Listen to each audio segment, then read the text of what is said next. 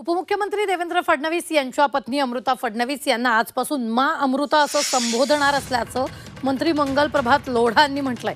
अमृता फडणवीस राज्यातील मुलामुलींच्या मदतीसाठी धावून आल्यात, त्यामुळे त्यांना आजपासून मा संबोधणार असल्याचं लोढा म्हणाले।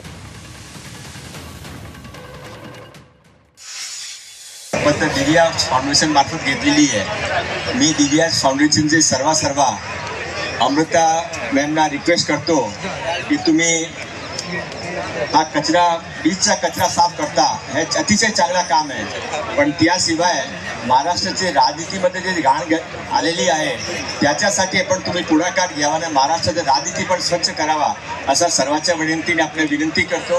हा एक